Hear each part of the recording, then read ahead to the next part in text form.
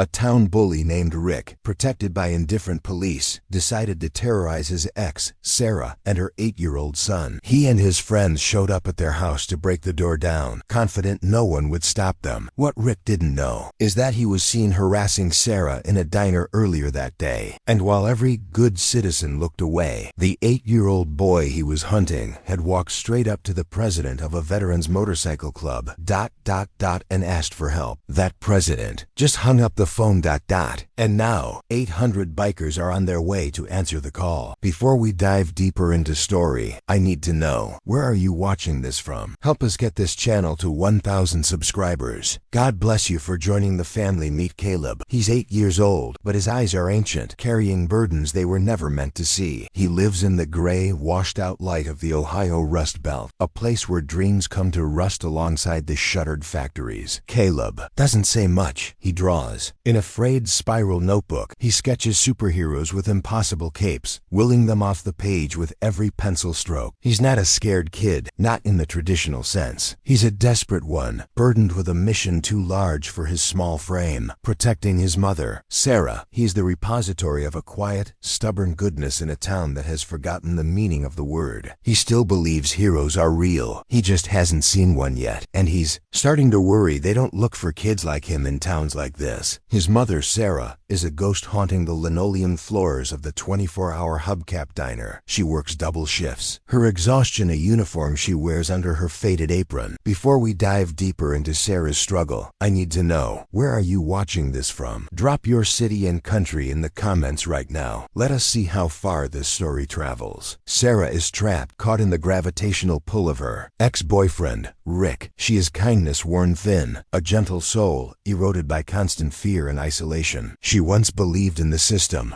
in police reports and restraining orders. But in this town, those things are just paper. They don't stop a fist from flying. They don't pay the overdue electric bill. Their world is a small, peeling bungalow on a street where everyone minds their own business with a ferocious dedication. This isn't a community. It's a collection of isolated islands of quiet desperation. The factories that once pumped lifeblood into this town now stand as skeletal reminders of better days. The air smells like damp pavement and defeat. It's a town of closed curtains and lowered expectations. The perfect place for a predator to operate without interference, and the worst possible place for a single mother and her quiet son to be vulnerable. The atmosphere itself is an accomplice to the suffering that happens behind closed doors, thick with a complicity of silence. True weight of Caleb's suffering isn't visual, it's auditory. His battleground is the cramped, dark space of his bedroom closet. He huddles among dusty shoes and old coats, his small hands pressed tight over his ears. He isn't trying to block out the noise of the television. He's trying to block out the sound of Rick, the sickening, wet thud of a fist meeting drywall, and the sharper, crystalline crash of a coffee mug shattering against the kitchen linoleum. He listens to the acoustics of violence, praying for the silence that follows. He meticulously draws his superheroes, giving them bigger shields and stronger armor, imagining them standing in the hallway. Rick is the town's banal evil. He's not a shadowy kingpin. He's worse. He's the high school quarterback who never left, a man whose glory days are 2 decades gone, but who still believes the town and everything in it belongs to him. That includes Sarah. He's charismatic to the cops, a good old boy to the guys at the local bar, but in the confines of that tiny bungalow, he is a tyrant. He is the personification of toxic privilege, a bully who only targets those he knows won't or can't fight back. His power isn't derived from strength, but from Sarah's isolation and the town's calculated indifference. The neighbors hear. Of course they hear. The walls of these old houses are paper thin. They hear the shouting that escalates into thuds. They hear Sarah's pleas, and they do exactly what they have always done. They turn up the volume on their televisions. They lock their doors. They pull their blinds tight, creating a fortress of willful ignorance. Their silence is a roaring endorsement of Rick's actions. It's the unspoken agreement that what happens in that house is their business. This silence is what breaks Sarah more than the abuse itself. It's the confirmation that in the eyes of the world, she doesn't matter. She is utterly, profoundly alone. Caleb knows they are alone too. He has seen the sheriff's cruiser roll slowly past their house, the officer inside taking a long look, and then just keep on rolling. He saw his mother, her face bruised and swollen, get told it was a domestic dispute and that she should try not to provoke him. The system wasn't just broken, it was actively hostile. It was a boys' club designed to protect its own. The restraining order she held was a joke, a piece of paper Rick once folded into an airplane and threw at her head. It offered no protection. It was just an artifact of a failed bureaucracy, a legal system that had shrugged its shoulders. In this suffocating despair, Caleb maintains his impossible goodness. He's the one who retrieves the ice pack from the freezer when Rick leaves. He's the one who quietly picks up the shattered glass, his small fingers navigating the debris, while his mother weeps at the kitchen table. He doesn't cry. He channels his fear into a desperate, focused courage. He doesn't want revenge. He doesn't understand that concept. He just wants peace. He wants his mother to be able to breathe. He wants the monsters to go away. He is a small knight polishing his armor, unaware that he is the only brave man left in his kingdom. The world has shown them that no one is coming. The police won't help. The neighbors won't help. The law is just a collection of words that protect men like Rick. Sarah is exhausted down to her bones. She has given up hope. She is simply trying to survive the next hour, the next shift, the next time Rick's car pulls into the driveway. She doesn't see a way out. Her world has shrunk to the size of that closet, a dark place where you just wait for the storm to pass. This is the definition of helplessness, to be trapped in plain sight, screaming for help in a language no one around you is willing to understand. They are the perfect victims, isolated, unprotected, and abandoned by every institution designed to keep them safe. Caleb, with his pure heart and his superhero drawings, and Sarah, with her quiet dignity worn down to a nub. They are completely at the mercy of forces far more powerful and cynical than they are. The stage is set for a tragedy. The air is primed for an escalation that we, the observers, know is inevitable. The tension in that little house is a frayed wire, sparking and waiting for the final devastating snap. But the universe was plotting an intervention, preparing to send heroes who didn't wear capes. It was a Tuesday, 3:15 p.m. The sky over Ohio was the color of a fresh bruise, spitting a cold, miserable drizzle that promised an early winter. The sound arrived before they did. It wasn't a noise. It was a physical presence, a low, guttural rumble that vibrated in the fillings of your teeth. It was the synchronized thunder of 50 Harley-Davidson engines, a mechanical heartbeat shaking the pavement of the dying town. The patrons of the Hubcap Diner, the ones stirring their watery coffee and staring at the rain, froze. They knew that sound. It was the sound of the Iron Sentinels Motorcycle Club, and it was a sound that meant you should lock your doors and mind your own business. They rolled into the gravel parking lot, not like a gang, but like a disciplined military platoon, a river of black leather and polished chrome, parking their hogs in a perfect menacing line. These weren't weekend warriors playing dress-up. These were men forged in the fires of Vietnam, Afghanistan, and Iraq. Their cuts, the sleeveless leather vests that served as their second skin, were heavy with patches that told stories of battles fought both abroad and at home. VFW, Mia, and darker, more personal insignias. They were the men the system had chewed up and spat out, and they had responded by building their own system, a brotherhood of steel. The diner door swung open, the small bell above it sounding a pathetic, tinny jingle in the sudden silence. The men filed in. They were giants, thick-necked, bearded, and covered in ink that snaked up from their knuckles to their throats. They moved with a slow, deliberate weight, their boots heavy on the checkered floor. The few normal customers in the diner shrank in their booths. The high school kids in the corner stopped laughing. The manager, a balding man named Hank, nervously wiped his hands on his apron. These men were fear personified, the boogeymen that respectable society warned their children about. They were the very definition of the other side of the tracks. At their head was Grizz. The man was a walking mountain, a monolith of weathered leather and graying beard. His face was a roadmap of hard living. His eyes a piercing blue that seemed to have seen the curvature of the earth and the inside of a firefight. A long, jagged scar ran from his temple into his beard, a permanent souvenir from Fallujah. When he moved, the air parted for him. He was the club's president, and his authority was absolute. He didn't speak. He rumbled. He was the kind of man who made you instinctively want to apologize, even if you'd done done nothing wrong. He was everything a small, vulnerable boy would be taught to fear. But this was not an invasion. The Sentinels were on their annual toy run, a cross-state journey to deliver thousands of dollars in toys to a children's hospital 2 counties over. This was their ritual. They were veterans, and their code dictated that they protect those who couldn't protect themselves. They just had a different definition of protection than the rest of the world. They took the back corner booths, a strategic position, and ordered coffee. Black, lots of it. Sarah, her hands trembling slightly, moved from table to table, pouring the hot liquid, her eyes fixed on the floor. She just wanted them to drink and leave. The bell on the door jangled again. The fragile piece, already stretched thin by the biker's presence, snapped like a guitar string. It wasn't a customer. It was Rick. He burst in, bringing the cold rain and a cloud of cheap cologne with him. He didn't see the bikers, or if he did, he didn't care. His eyes were lasers, locked on Sarah. He was arrogance in a damp hoodie, the town's alpha predator, secure in the knowledge that this was his territory. He moved with the casual, toxic confidence of a man who has never been told no by anyone who mattered. He didn't bother to lower his voice.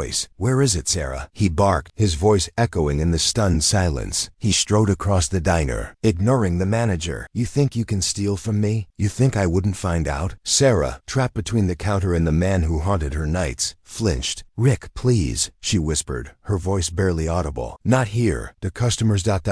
This was the wrong thing to say. It was a challenge to his public dominance. He loved an audience. It made the lesson stick. "Not here?" he sneered, his voice dripping with theatrical contempt. He was playing to the room, to the silent customers. He was showing them who was in charge. He grabbed her arm, his fingers digging into the soft flesh of her bicep, right over a bruise he'd left 3 nights before. Sarah gasped, the coffee pot in her other hand sloshing, spilling hot liquid onto the floor. "You're embarrassing yourself, Rick," she pleaded, tears welling. "I'll talk to you outside." He just laughed, a short, ugly sound. He enjoyed the sight of her fear. From the window booth, Caleb watched. He saw the whole thing. He saw his mother's face contort in pain. He saw the manager, Hank, suddenly fascinated by the grill, scrubbing at a piece of invisible grease. He saw the couple in the next booth, the ones who went to his church, stare so intensely into their menus you'd think they were trying to decipher a code. He saw the fear and the apathy. He saw the entire safe world turn its back. And then, his eyes scanned past them, to the back corner, to the men who were not safe. The iron sentinels hadn't moved. Not a muscle. They just sat there, their coffee cups halfway to their mouths, watching. Their faces were granite, unreadable. They observed the scene with the cold, detached patience of snipers. They saw the grab. They heard the plea. They saw the tears. And they did absolutely nothing. They just watched. It was a clinical observation. They were assessing the threat, the victim, and the environment. They were waiting. Their stillness was more menacing than any threat Rick could have postured. This was the critical moment. The system, in full public view, failed again. Through the front window of the diner, Caleb saw a local police cruiser roll past. The officer inside, a man who had played football with Rick, looked right at the diner, saw Rick's truck parked haphazardly outside, and just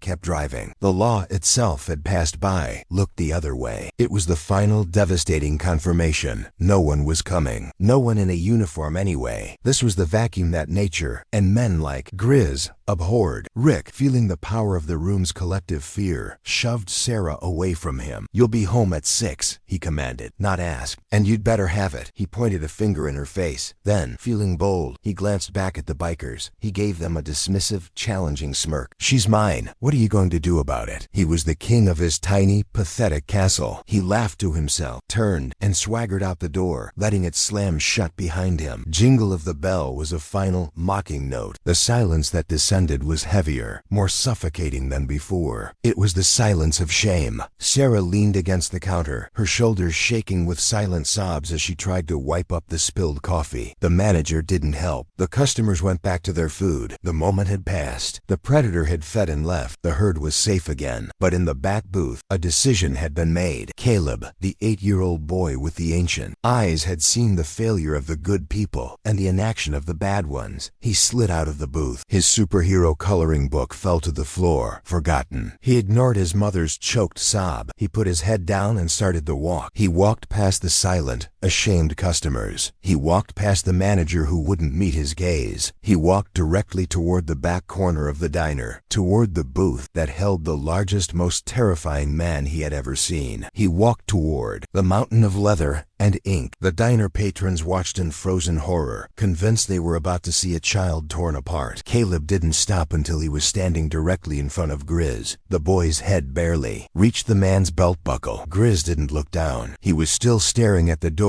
Rick had exited. Caleb, trembling but resolute, reached out one small pale hand. He didn't grab. He didn't hit. He did something far more intimate. He gently tugged on the bottom of Grizz's leather cut on the patch that read Vietnam Veteran. It was a simple, desperate pull. A question. Grizz froze. Every man at the table froze. This was not in their code. This was not a bar fight. This was something else. Slowly, the giant turned his head and looked down. He saw the small boy, his face pale with terror but his eyes burning with a desperate, unwavering resolve. The diner, the state of Ohio, the entire world seemed to hold its breath. Then Caleb spoke, his voice small but clear, cutting through the thick, shamed silence of the room. He asked the question that would change everything. Sir ...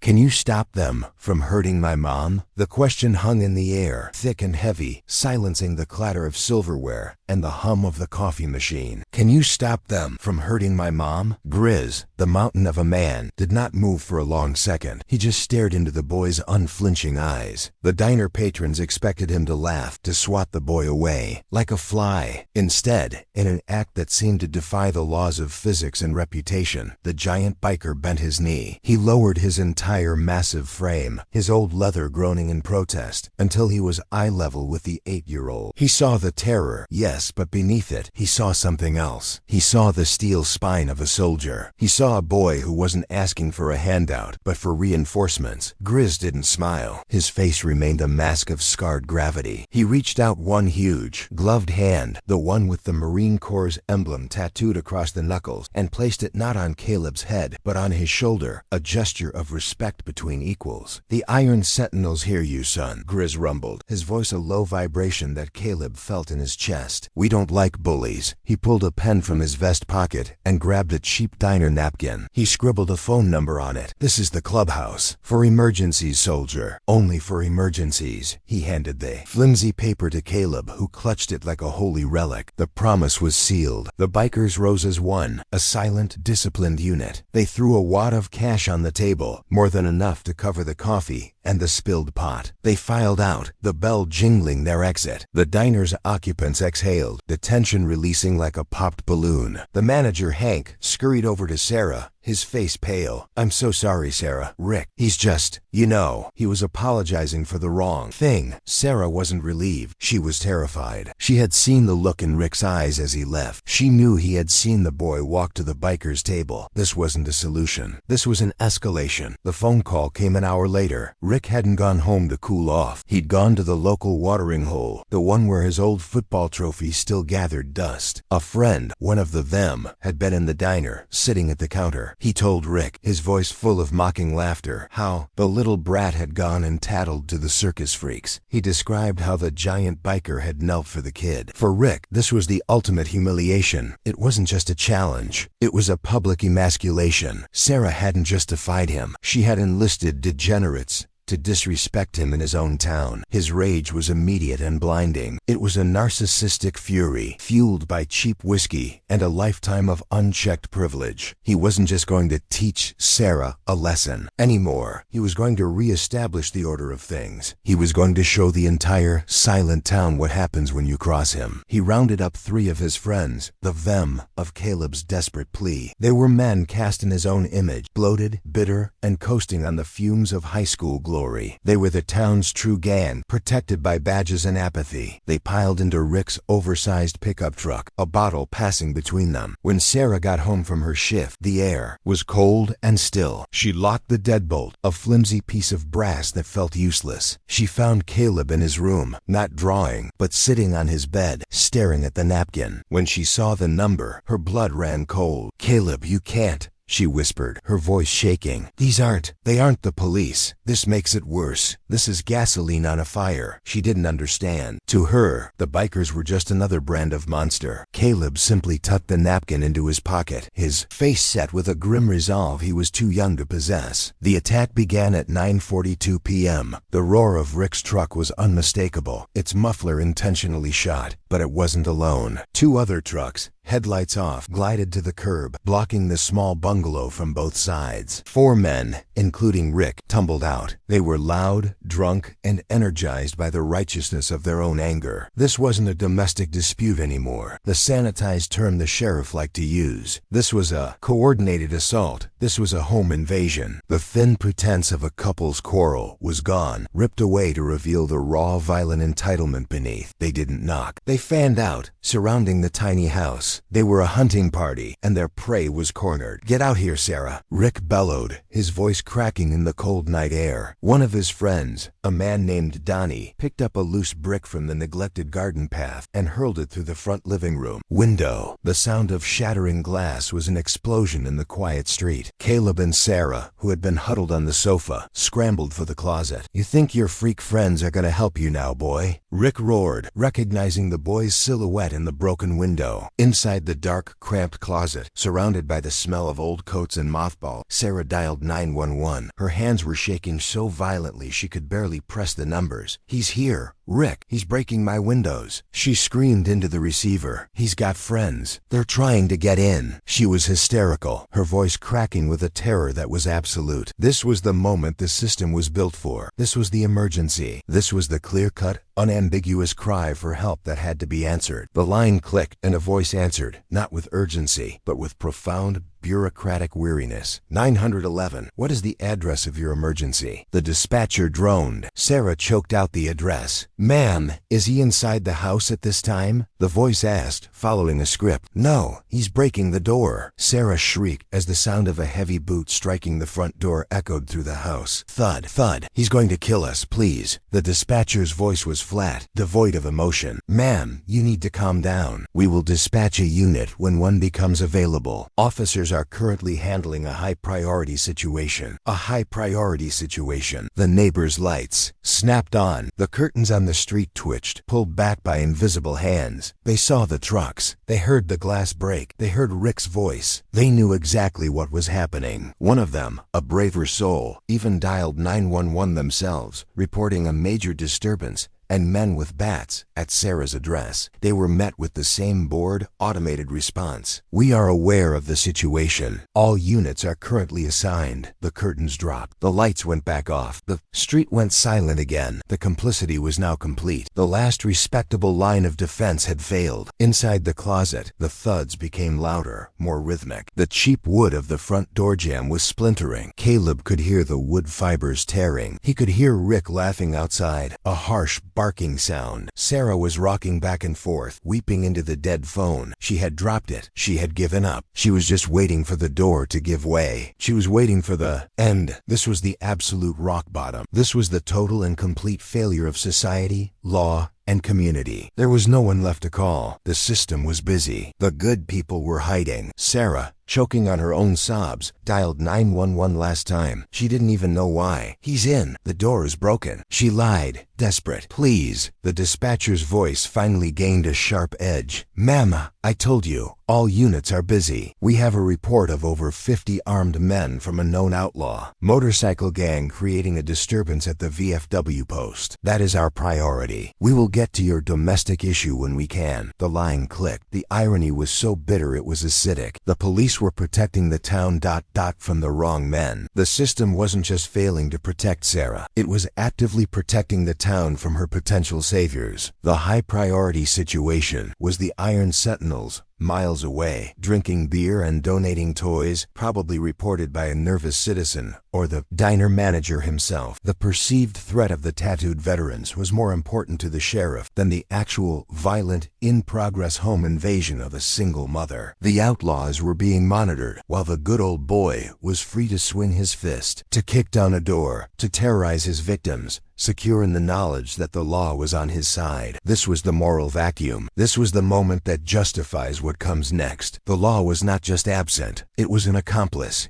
It had chosen its side. It had prioritized the appearance of order over the act of justice. The splintering of the doorframe was the sound of the social contract being torn to shreds. Sarah was on the floor of the closet, her spirit broken. She was utterly, completely, and finally alone. The good people had failed her. The system had betrayed her. The door was about to give way, but they had forgotten about Caleb, and they had forgotten about the napkin. Seeing his mother's total, abject despair, the 8-year-old boy felt something shift inside him. The fear didn't vanish, but it crystallized. It turned from a paralytic into a fuel. He reached into his pocket, and his small, dirty fingers, shaking from the cold floor, pulled out the crumpled piece of paper. He took the phone from his mother's limp hand. He shielded the screen with his body, as if Rick could see the light through the walls. He punched in the numbers, one by one. The phone rang once, twice, a third time. Caleb's heart was a hammer against his ribs. The front door of the house crashed open. He could hear Rick's heavy boots on the living room floor. He could hear him smashing the lamps. "Where are you?" A gruff voice answered the phone, shouting over the sound of loud music and laughter. "Sentinel's Clubhouse. Who is this?" The connection was terrible. Caleb pressed the phone hard against his ear, his other hand over his mother's mouth to quiet her sobbing. He spoke, not with a child's cry, but with the flat,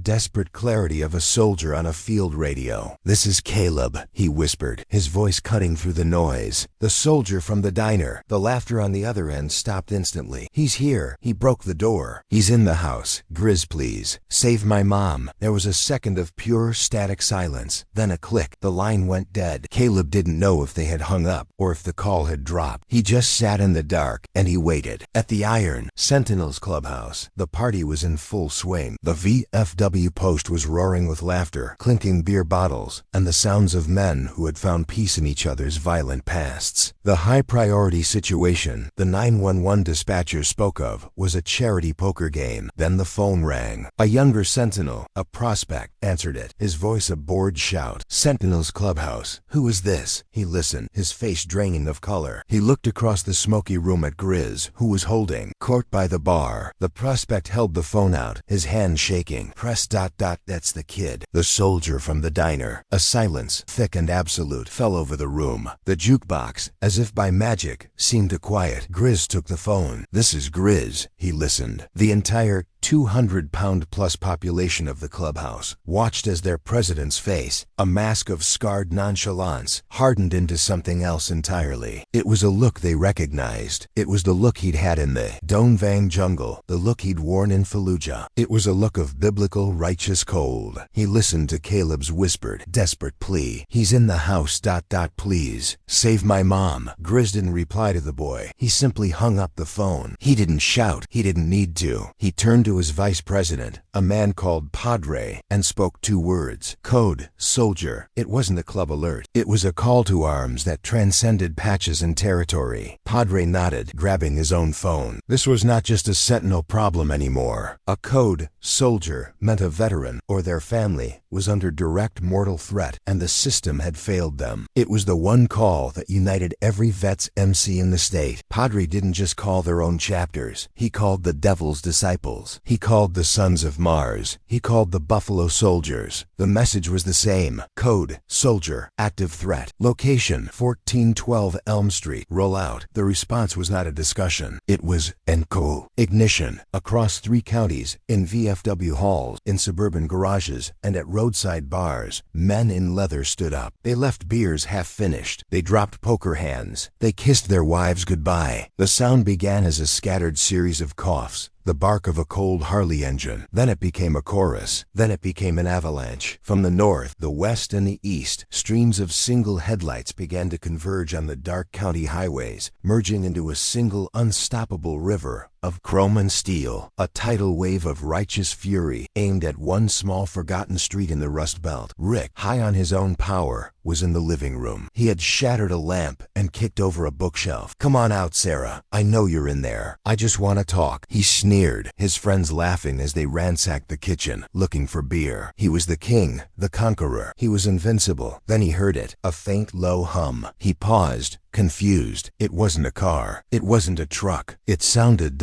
bigger. It sounded like a freight train, but it was coming from the sky. He moved to the broken window, shoving aside the curtain, and looked out. The street was empty, but the sound was growing. It was a physical force, vibrating in his chest, rattling the remaining glass in the window frame. His friends stopped laughing. "What the hell is that, Rick?" one of them asked, his voice suddenly small. The hum became a roar. The roar became a ground-shaking, seismic thunder that seemed to come from all directions at once. It was the sound of 1,000 synchronized explosions. And then the headlights appeared. Not one, not 10, but a flood, an ocean of high-intensity beams, rounding the corner at both ends of the street, a pincer movement of blinding light. Rick stumbled back from the window, his face ashen. Them, his brave friends, dropped the beer. Their faces were masks of pure, unadulterated terror. The entire house was vibrating, the pictures on the walls dancing and falling. The sound was deafening, an apocalyptic roar that was designed to terrify, to announce the end of the world. It was the sound of 500, maybe 800 V-twin engines arriving at once. The entire neighborhood, the entire town, was shaken by the arrival. It was a judgment delivered by internal combustion. The neighbors, the ones who had hidden, scrambled to their windows. They had expected to see a single police car, maybe two. What they saw was an army. They saw a sea of black leather and steel, filling the street curb to curb, stretching back for blocks in both directions. The bikers didn't park haphazardly. They moved with terrifying, practiced precision. In perfect, disciplined rows, they formed a 3-deep, unbreachable perimeter around Sarah's tiny, battered bungalow. They became a fortress, a solid human wall of protection, their headlights all aimed inward, illuminating the house in a white-hot, inescapable glare. Rick's friends made a break for it. They scrambled out the back door, thinking they could escape through the yard. They ran headlong into a solid wall of men. 36 sentinels, the club's largest members, stood silently, arms crossed, blocking the alley. There was no escape. The predators were now the prey, trapped in the cage they had built for others. They sank to their knees in the wet grass, hands raised, whimpering. They were surrounded. The trap was sprung. Rick was alone in the living room, a rat in a box of steel. Then, as if summoned by the noise, the red and blue lights finally appeared. 2 police cruisers, the ones that had been busy, rolled up the street. They stopped a full block away. The officers got out, their hands on their holstered weapons, and just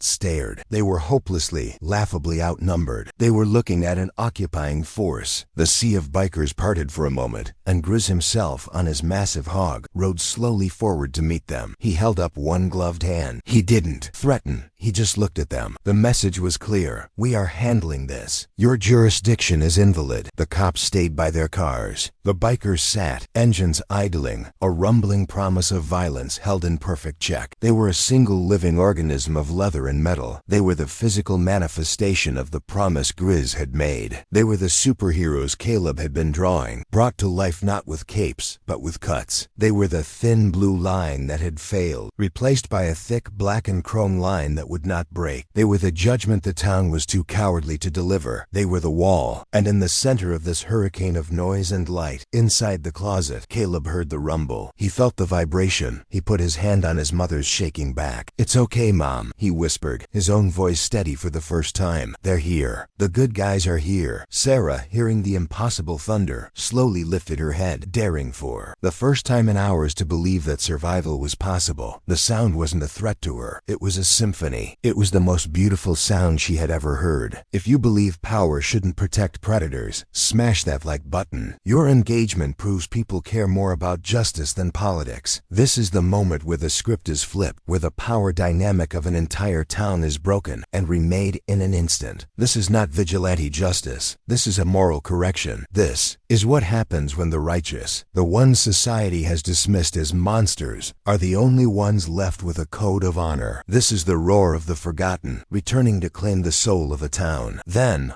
a new sound, as one, on some unseen signal, 800 engines cut off. The sudden, absolute quiet was more terrifying than the noise had been. It was a heavy, weighted blanket of menace. The only sound was the tink-tink of cooling engines, and the distant, helpless squawk of the police radios. The air was thick with the smell of gasoline and ozone. The entire illuminated world was holding its breath, waiting for the verdict. This was the true climax. The noise was the threat. The silence was the sentence. distance. Grizz dismounted from his bike. His boots crunched on the gravel driveway. He walked past the shattered front window, ignoring the broken glass. He didn't run. He didn't stalk. He moved with the slow, deliberate pace of a man who has already won. He stepped through the splintered, broken frame of the front door. He stood in the wreckage of the living room, a shadow against the blinding headlights pouring in from outside. He was a mythic figure, an executioner entering the cell. Rick was pressed against the far wall, his hands up, shaking, his face a grotesque mask of sweat and tears. He was blubbering.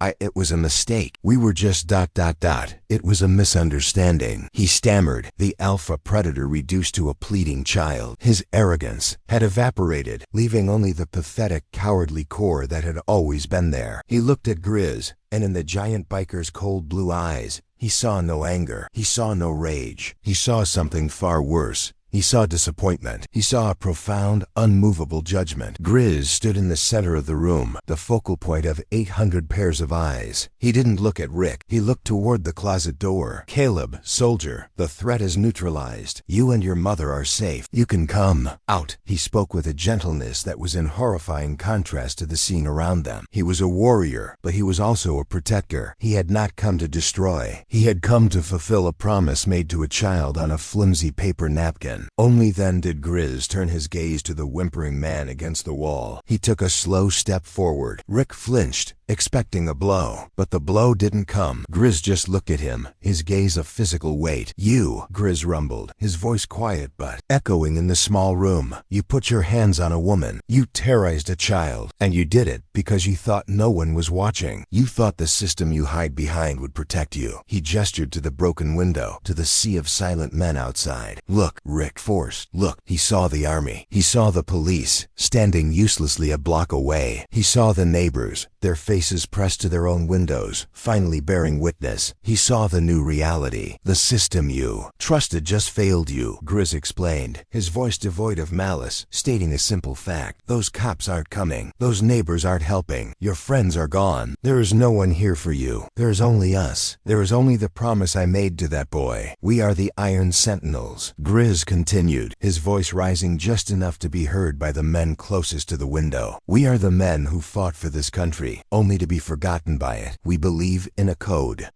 that says we protect the unprotected, a code that says we answer the call when the good people are too busy. That boy called. The system failed. We did not." He took another step, towering over Rick. "You are not a man. You are a coward. And cowards are not welcome in this town. Not anymore." Rick slid down the wall, his bravado completely gone, leaving a hollow, whimpering shell. The justice delivered by Grizz was not a fist. It was a cold, hard truth. "You're done here," Grizz stated, his voice a low, final rumble. "You are going to pack one bag. Just one. You are going to leave your keys, your truck, and your life in this town. My men will escort you to the county line. If you ever return, we will know. This is not a threat. This is a new fact of your life. The debt has been called in." Rick, weeping openly, just nodded, his eyes darting toward the silent police officers a block away, realizing with dawning horror that they were not his saviors. They were his audience. The closet door creaked open. It wasn't a burst of panicked relief. It was a slow, deliberate emergence. Caleb stepped out first, his small, pale face illuminated by the headlights pouring through the broken window. He was not crying. His eyes were wide, taking in the scene, the shattered lamp, the toppled bookshelf, the whimpering bully against the wall, and the giant, leather-clad mountain standing sentinel in his living room. He held his mother's hand, pulling her gently from the darkness behind him. Sarah emerged, her eyes red, her body shaking, but for the first time she was standing tall. She was no longer prey. She was a survivor, and she was under protection. Grizz turned his full attention away from Rick, dismissing him as an irrelevance. He looked at Caleb, and the hard lines on his face softened, a glacier calving. "You did good, soldier," he rumbled. He reached into his own cut, unzipping a hidden interior pocket. He pulled out a small, freshly sewn patch. It wasn't a club patch, not one of rank or territory. It was simpler. It was the gold and black emblem of the U.S. Army, the one Grizz himself had worn. Every soldier needs his unit, Grizz said. He knelt again, that same gesture of profound respect he'd shown in the diner, and offered the patch to the boy. Caleb's small, trembling fingers took the patch. He clutched it. "Your family now, son," Grizz said, his voice thick with an emotion the rest of his club had rarely heard. "The Iron Sentinels are your family. We are your shield. You ever need us, you call. We will come. From this day until the day we die, you and your mother will never be alone again. That is our oath." Sarah, hearing these words, finally collapsed. It was not a faint. It was a release. Decades of fear, isolation, and terror evacuated her body in a single gut-wrenching sob. She wasn't just safe. She was seen. The bikers outside did not wait for an order. The moment Grizz entered the house, the resolution began. This was not a mob, it was an engine. A group of sentinels, men who worked construction by day, had already pulled tools from their saddlebags. While Rick was being sentenced, they were at work. The sound of a hammer, sharp and clear, rang out in the night. They were not just boarding up the window. They were fixing the broken door jamb. They were clearing the shattered glass from the lawn. They were not vigilantes. They were restorers. They were rebuilding the fortress that the community had left fall. Two of the larger sentinels, Padre and Reaper, entered the house. They wordlessly grabbed Rick by his arms, lifting him to his feet like a sack of garbage. They dragged him outside, through the broken door, and deposited him on the front lawn, in the center of the ring of headlights. His three friends, rounded up from the backyard, were thrown beside him. The four tough guys, the kings of the town, were now on their knees, illuminated for all to see. The neighbors, their faces pressed to the glass, were given a front row seat to the complete, non-violent dismantling of a tyrant's reign. The humiliation was the true punishment. Grizz emerged from the house and stood on the small porch. He didn't shout. He just spoke into the silence, his voice carrying on the cold night air. "These men are cowards. They prey on the weak. And this town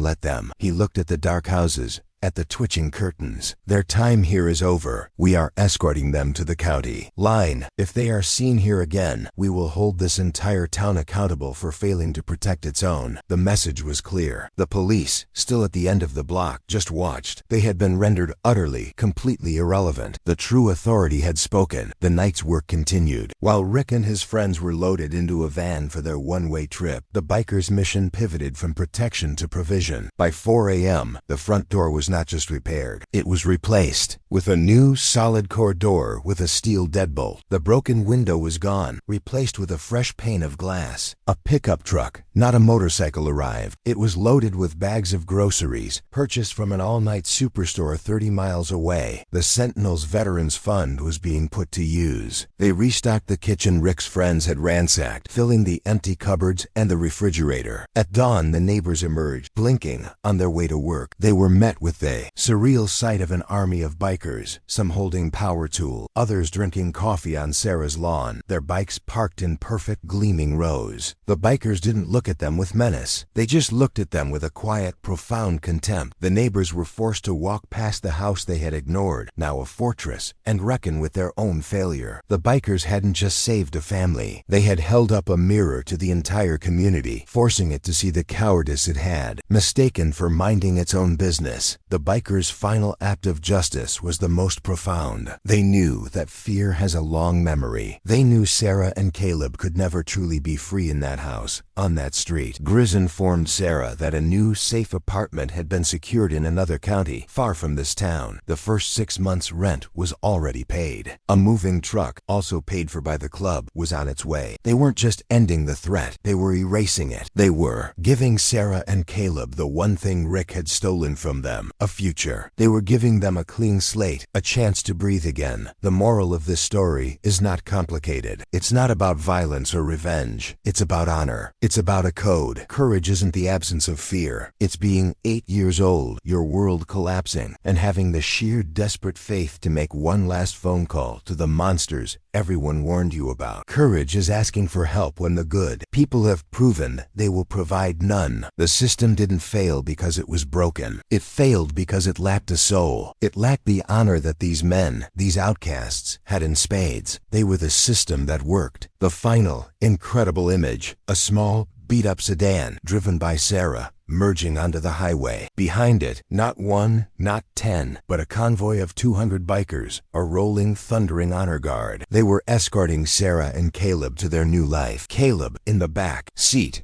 wasn't looking back at the town he was leaving. He was looking in the side mirror at the river of chrome and steel following him. He held the soldier's patch in his hand. Share this video with someone who needs to remember that heroes exist. They don't always wear capes. Sometimes they wear leather.